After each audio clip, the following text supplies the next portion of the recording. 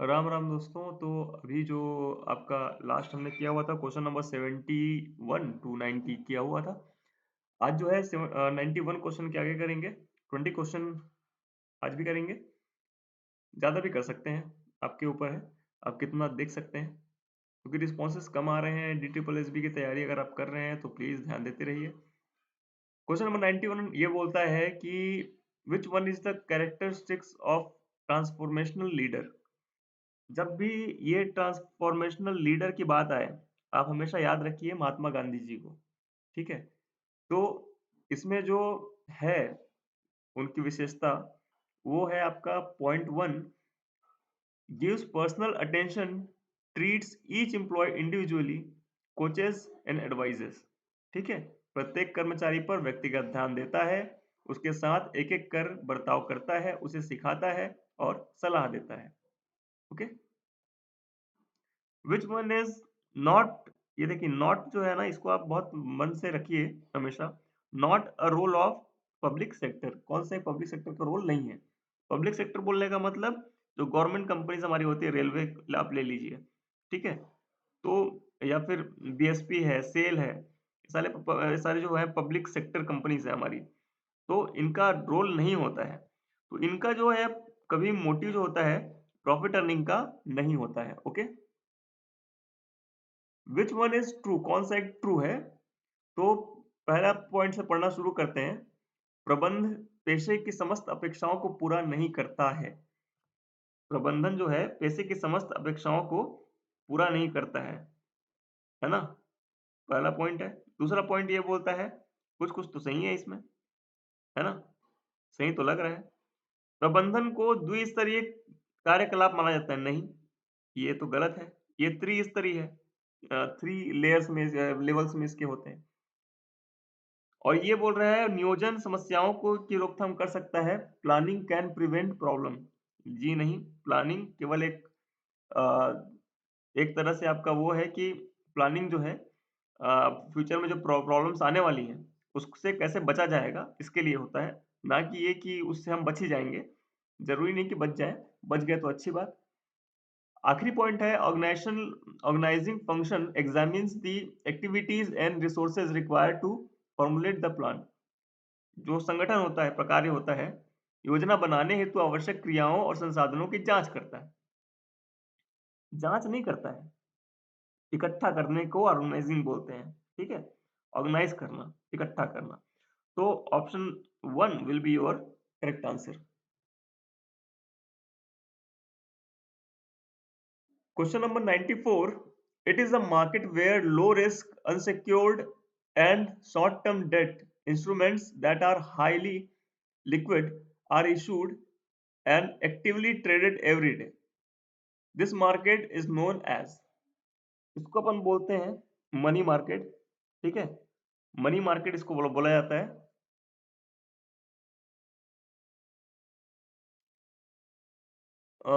An initiative launched by Government of India on September 25, 2014 with the major objective of job creation and skill enhancement। तो ये जो keywords हैं, है ना, skill enhancement, ये यही आपका है स्किल इंडिया। ठीक है, option 4 will be correct answer.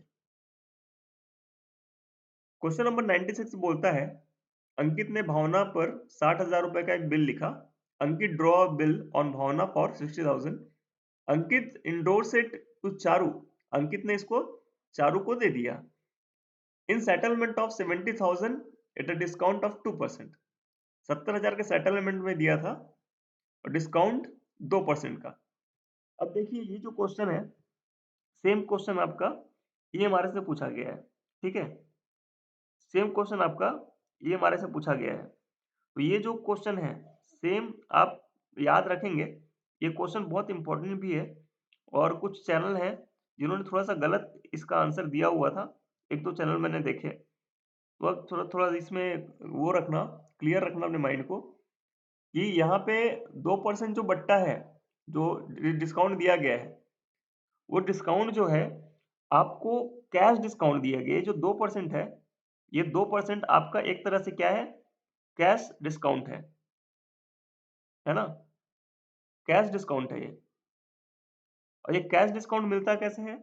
जब आप किसी को प्रॉम्प्ट पेमेंट करते हो ऑन द स्पॉट, तब मिलता है।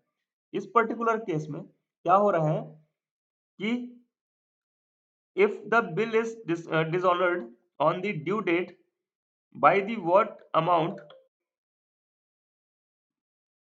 will Charu debit Ankit. कौन से अमाउंट से चारू अंकित को डेबिट करेगी? ठीक है, तो यहाँ पे जो आपका सोल्यूशन दिया हुआ है, मैंने यहाँ पे लिख के रखा हुआ था कि 70,000 का 2% आपका 1400, ये आपका क्या हो जाएगा? कैश डिस्काउंट हो जाएगा। उसके बाद 60,000 जो है बिल का प्लस 8,600, मतलब 10,000 जो बचा आपका, उसमें से 1,400 रुपये आप घटा देंगे, माइनस करेंगे तो 8,600 बचेगा। ये आपका, ये इन्होंने कैश पेमेंट किया, ठीक है, इन्होंने कैश पेमेंट किया। अब 60,000 जो बिल डिसऑनर हुआ प्लस 1,400, कितना, मतलब 61,400, ये आपको दिख रहा है ऑप्शन 1 में, ठीक है। तो ऑप्शन 1 में आपको सही आंसर मिल जाएगा। कितना हम उसके अकाउंट को क्या करेंगे? डेबिट करेंगे। नेक्स्ट क्वेश्चन है 97, विच वन इज फॉल्स? कौन सा एक गलत है? पढ़ते हैं। Controlling is monitoring organisational performance, ठीक है। कंट्रोलिंग जो है ना, वो संगठनात्मक निष्पादन की निगरानी है। दूसरा जो बोल रहा है, ये मतलब ये तो पूरा गलत ही है, कंट्रोलिंग निगरानी नहीं है ना। दूसरा जो है directing involve leading influencing and motivating employ. कर्मचारी में नेतृत्व प्रदान करना, प्रभावित करना और अभिप्रेरित करना निर्देशन में शामिल है, ठीक है ना। ये दोनों के दोनों जो है आपके सही है, सॉरी सॉरी गलत है बोल दिया था मैं, ये दोनों के दोनों आपके सही है ना, ये भी सही है। Organising does not consider allocating resource, ये डज नॉट अगर ना लिखा होता तो ये स्टेटमेंट सही था, ठीक है। Organising consider allocating resources to carry out a specific plan, तो यही वाला आपका गलत है, ठीक है, यही वाला स्टेटमेंट आपका गलत है। बाकी चौथा जो है, staffing is finding the right people for the right job, हाँ ये भी सही है, ठीक है। तो option 3 will be wrong one, wrong statement. Question number 98 बोलता है, which of the following quality certification is used for electrical goods? तो इसमें मैंने लिखा भी हुआ है एफपीओ कहाँ यूज होता है। एफपीओ जो आपके पैक्ड फूड प्रोडक्ट आते हैं उसमें यूज होता है। आईएसआई जो होता है वो इलेक्ट्रॉनिक जो गुड्स आपके होते हैं जितने भी, उसमें यूज होता है। आपके टीवी हो गए, रेडियो हो गए, आपके फ्रिज हो गए, इसमें आईएसआई यूज होता है। एक मार्क जो है फॉर एग्रीकल्चरल प्रोडक्ट, जैसे कोई बीज बेच रहा है, सीड बेच रहा है, यूरिया बेच रहा है, ऐसी चीजों के लिए यूज होता है। हॉलमार्क जो है आपके गोल्ड, ये ओल्ड लिख दिया मैंने, ये ओल्ड नहीं है, ठीक है, ये है गोल्ड, है ना, ये है गोल्ड एंड सिल्वर गुड्स या ज्वेलरी, है ना। बिस्किट आप खरीद लेते हैं, ज्वेलरी आप खरीदते हैं, उसके लिए आप हॉलमार्क यूज करते हैं। So option 3 will be correct answer. Again यहाँ पे ऑप्शन 4 कर दिया मैंने, option 3 will be correct answer for electronic goods, ISI will be followed. Next question है, during the year 2017-18 the net profit of a company is 7 lakh, मतलब 7 लाख रुपए जो आपकी है वो प्रॉफिट है, नेट प्रॉफिट। उसके बाद आपको बोल रहा है gain on sale of non current investment 1 lakh रुपए का है ना। तो अपन को बेसिकली निकालना क्या है, ऐसे क्वेश्चन जब भी आपको दिखे तो सबसे नीचे आ जाइए पहले, the net flow inflow of cash from operating activity, ये निकालना है अपन को। तो गेन ऑन सेल क्या है, ये नॉन ऑपरेटिंग है ना, ये नॉन ऑपरेटिंग है, दैट्स व्हाई ये नॉन ऑपरेटिंग है, दैट्स व्हाई इसको माइनस करेंगे अपन। 15,000 अगेन आपका हो रहा है प्रीमियम और रिडम्पशन ऑफ प्रेफरेंस शेयर, ये भी आपका नॉन ऑपरेटिंग है, तो इसको प्लस करेंगे। 1 लाख हमको मिला है तो उसको वापस कर देंगे, 15,000 हमने दिया है तो वापस ले लेंगे, डेप्रिसिएशन हमने लगाया है वापस ले लेंगे 2 लाख का, पेटेंट राइट ऑफ किया गया 3 लाख का, इसको भी आप ले लेंगे वापस, 4 लाख लॉस हुआ है, इसको भी वापस ले लेंगे, सारी चीजें प्लस कर देंगे। Answer will be 15,000. Sorry, 15 lakh 15,000.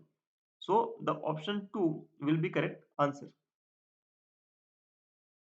Next question है voucher prepared for the transaction with multiple debit and multiple credit is known as. देखिए ये ऐसे क्वेश्चन थोड़े से दिख नहीं रहे होंगे आपको, उसके लिए क्षमा चाहता हूँ, है ना। चैनल को अगर आपने अभी तक सब्सक्राइब नहीं किया है तो प्लीज सब्सक्राइब कर लीजिए। Okay, thank you so much. तो ये जो है voucher prepared for the transaction with multiple debits and multiple credits is known as, मतलब राम अकाउंट, श्याम अकाउंट, ये दोनों डेबिट कर लिए अपन ने, है ना, और इधर लिख दिया to cash to debtor. Let suppose ये कोई एंट्री नहीं होती है, गलत एंट्री है, लेकिन मैं एक बस पास कर रहा हूँ। एक तरह से अगर इस तरह की एंट्री होती है इसको अपन बोलते हैं कॉम्प्लेक्स वाउचर, ठीक है, कॉम्प्लेक्स वाउचर बोलते हैं। अगर इसी में से मैं ये बोलूं, इसी में से अगर मैं ये बोलूं कि क्या बोलते हैं आपका जो राम और श्याम है, इसमें से आपका राम को मैं गायब कर देता हूं, ठीक है, राम को मैं गायब कर दिया। अब ये जो है इतना जो आपको दिख रहा है ये आपका हो जाएगा कंपाउंड वाउचर, ठीक है। तो कंपाउंड वाउचर और कॉम्प्लेक्स वाउचर में बेसिक डिफरेंस क्या है? कंपाउंड वाउचर में single debit with multiple credit या multiple credit multiple debits with single credit, इस तरह से होता है। मतलब एक जो पक्ष होगा वो सिंगल होगा और सेकंड जो पक्ष होगा वो मल्टीपल होगा। जबकि जो आपका कॉम्प्लेक्स वाउचर होता है उसमें मल्टीपल डेबिट्स होते हैं और उसके साथ ही मल्टीपल क्रेडिट्स होते हैं, ठीक है। नेक्स्ट क्वेश्चन है the reserve bank of India was established in, कब एस्टेब्लिश हुआ था रिजर्व बैंक ऑफ इंडिया? तो हमसे आंसर पूछ रहा है, तो आंसर विल बी ऑप्शन 2 आपका 1935, ठीक है, 1935 will be the right answer. Question number 102 which one is correct, है ना, 102 पूछ रहा है कौन सा एक सही है। तो आपका ऑप्शन है पहला any amount of fund can be generated through trade credit. तो नहीं भैया, कोई भी अमाउंट जनरेट नहीं होता है, केवल उधारी से आप जनरेट कर सकते हैं, ठीक है। ट्रेड क्रेडिट मतलब आप बाजार से सामान खरीद रहे हैं, है ना, तो उधार में खरीद सकते हैं। दूसरे प्रकार के फंड आप लोन और बाकी चीजें आप ट्रेड क्रेडिट में जनरेट नहीं कर सकते। दूसरा जो है factoring does not create any charge on the asset of firm. तो हाँ ये बात सही है, जो फैक्टरिंग होती है, फैक्टरिंग क्या होती है, जैसे आपके डेटर हो गए, है ना, आपके क्रेडिटर हो गए, दो टाइप के आपके फैक्टर ले लेते हैं। तो एक क्रेडिटर है उसको पे ऑफ करने के लिए आपने डेटर को बोला कि भैया एक काम करो, क्रेडिटर भैया आप एक काम करो, आप डेटर, ये जो हमारे डेटर है इससे आप पैसे ले लेना, तो अल्टीमेटली मैं यहां से आउट हो जाऊंगा, है ना। तो फैक्टरिंग कर दिया आपने, मतलब आप जब एक लायबिलिटी को पे ऑफ करने के लिए अपने एक एसेट को यूज करते हो, है ना, तो उसको अपन फैक्टरिंग बोल सकते हैं। तो फैक्टरिंग ऐसी चीज होती है जहां से आपको कोई अलग से चार्ज देना नहीं पड़ता, ठीक है, क्लियर है। थर्ड जो है rate of interest offered on public deposits are usually lower than that offer on bank deposit. तो पब्लिक डिपॉजिट का रेट लोअर रहता है ऐसा तो नहीं होता, पब्लिक डिपॉजिट का जो रेट होता है वो हायर रहता है ना, बैंक डिपॉजिट से। लास्ट जो है convertible debenture can be converted before the expiry of specific period, है ना, बिफोर द एक्सपायरी ऑफ, देखिए यहाँ पे बिफोर वर्ड यूज हुआ है, बिफोर नहीं कर सकते, after the expiry of specific period आप उसको कर सकते हैं convert. Question number 103 cash collected from debtor would be deemed as, जो कैश कलेक्ट हुआ है डेटर से उसको क्या माना जाता है? तो आपने आपका कैश, कैश और डेटर, कैश और डेटर दोनों दोनों जो है एक ही खाने में होते हैं, दोनों ही एक ही खाने में होते हैं, उसको अपन क्या बोलते हैं? Current asset. तो करंट एसेट ही है, एक गया और दूसरा आया, या फिर एक आया और दूसरा गया, दोनों में ही no flow of fund will be the right answer. Question number 104, which one is human cause for business risk? कौन सा एक ह्यूमन काउज है? तो पॉलिटिकल डिस्टर्बेंस, ये आपका पॉलिटिकल काउज है। Uncertainty related to collection of dues from customers, है ना, ये आपका क्या बोलते हैं, बिजनेस में जो रिस्क इन्वॉल्व होता है उसका काउज है। तीसरा जो है वो आपके stoppage of work due to power failure. देखिए किसी इंसान ने अपना काम ठीक से नहीं किया होगा और उसके वजह से पावर फेल हो गई, ये आपका ह्यूमन काउज है। तो option 3 will be the right answer. Option 4 heavy rain लिखा हुआ है, हैवी रेन जो है आपका नेचुरल काउज है। Which one of the following is not correct? कौन सा एक करेक्ट नहीं है? सो ऑप्शन 1 आपको बोल रहा है कि partnership is the relation between persons who have agreed to share the profits of a business carried on by, उसके बाद देखिए यहाँ पे एनी लिखा है, जबकि डेफिनेशन क्या है, कैरिड ऑन बाई ऑल, और ठीक है, और any of them acting for all. तो ये डेफिनेशन थोड़ी सी कम हो गई और यही वाला आपका नॉट करेक्ट होगा। ठीक है, option 1 will be the correct answer. Option question number 106, which one is correct? Please like the video and subscribe the channel. ये मैं फिर से आपको बोल रहा हूँ क्योंकि सब्सक्राइबर कम है, बोलना पड़ता है। ठीक है, तो ये आप देखेंगे अगला क्वेश्चन जो आपका है, ये है करेक्ट कौन सा है? तो trade credit is a free, cost free source of finance, और दूसरा बोल रहा है trade credit involve implicit cost. तो ट्रेड क्रेडिट कॉस्ट फ्री नहीं होता, पहली बात तो ये तो गलत है। आप सामान उधार लेते हो किसी से, आपको भले लग रहा है कि ये कॉस्ट फ्री है, लेकिन इसमें इम्प्लिसिट कॉस्ट होती है। आप अगर फ्यूचर में एडवांस अकाउंटिंग करेंगे तो आपको इम्प्लिसिट और एक्सप्लिसिट कॉस्ट के बारे में जानकारी मिलेगी। तो इसमें कौन सा कॉस्ट होता है? इम्प्लिसिट कॉस्ट होता है। ठीक है, अंतर्निहित लागत होती है। नेक्स्ट है question number 107, which one of the following statement is not appropriate for provision?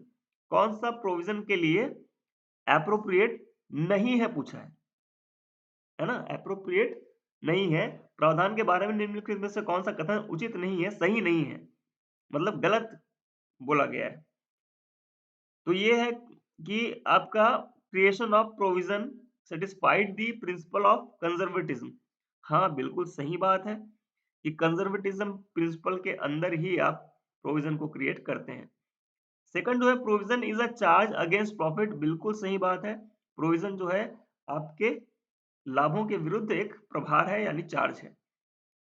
Question number point number 3 बोलता है कि provision is a created for non liability. बिल्कुल, प्रोविजन जो होता है वो नॉन लायबिलिटी के लिए बनाया जाता है। अननोन लायबिलिटी के लिए आप क्या बनाते हैं ये मुझे बताइएगा। ठीक है, नॉन लायबिलिटी के लिए तो आपने प्रोविजन बना दिया, अननोन के लिए आप क्या बनाते हैं, कमेंट कीजिए। क्वेश्चन पॉइंट नंबर 4 बोल रहा है provision is created for strengthening the financial position of the business. बिल्कुल नहीं, फाइनेंशियल पोजीशन को स्ट्रेथन करने के लिए बिल्कुल नहीं। हम लोग फाइनेंशियल पोजीशन को सही हालत में दिखाने के लिए, सही ढंग से उसकी व्याख्या कराने के लिए प्रोविजन क्रिएट करते हैं, ताकि भ्रामक जानकारियां ना फैले। जैसे कि आपके खिलाफ एक लीगल सूट फाइल हुआ है ना, उसमें हो सकता है कि आपको नुकसान हो जाए, तो आपने क्या कर दिया, आपको पता है कि ये नुकसान होने वाला है भैया, तो आपने प्रोविजन क्रिएट करे किया। ठीक है, प्रोविजन क्रिएट किया, तो जो प्रोविजन है वो, उसमें जो पैसा लगा हुआ है वो कहीं पे जाके पे होने वाला है ना, मतलब ये अल्टीमेट जो है आपका पैसा नहीं है, ये देने के लिए आपने रखा हुआ है। इससे आपकी फाइनेंशियल पोजीशन स्ट्रेंथिंग नहीं होगी, जबकि आपके फाइनेंशियल स्टेटमेंट को आप सही तरीके से पेश कर रहे हैं किसी के सामने। अगला जो है question number 108, fund flow statement is study of. Fund flow statement किसकी स्टडी है? ठीक है, so option 3 will be the correct answer. Fund flow and cash flow are the studies of change in working capital. Question 109. Profit after tax for the year ending 31st March 2018 amounted to 5,40,000, which showed an increase of 50% over the profit after tax for the previous year. The profit after tax for the previous year amounted to कितना रुपए होगा? मैंने नीचे दिया हुआ है इसका, है ना? इसको आप देख लीजिए। ये बिल्कुल ऐसा ही होगा जब भी कभी इस टाइप के क्वेश्चन आए। So option 3 will be correct answer, 3,60,000. Last question of the day. Which of the following is not a mode of liquidation of company? कौन सा एक liquidation का mode नहीं है? So option 4 will be correct answer. Winding up by the director. Who are the directors? Directors are the employee of an company. तो कोई employee company बंद कैसे कर सकता है, मुझे बताइए। ठीक है, तो ये ऑप्शन आपका गलत है, बाकी सारे सही है। इस क्वेश्चन का आंसर आप मुझे कमेंट बॉक्स में दीजिए। विच one is not a characteristics of coordination? ठीक है, कौन सा एक कोऑर्डिनेशन की कैरेक्टरिस्टिक नहीं है? ठीक है, thank you so much for the day. Have a good day to all of you. Please subscribe the channel, like the video.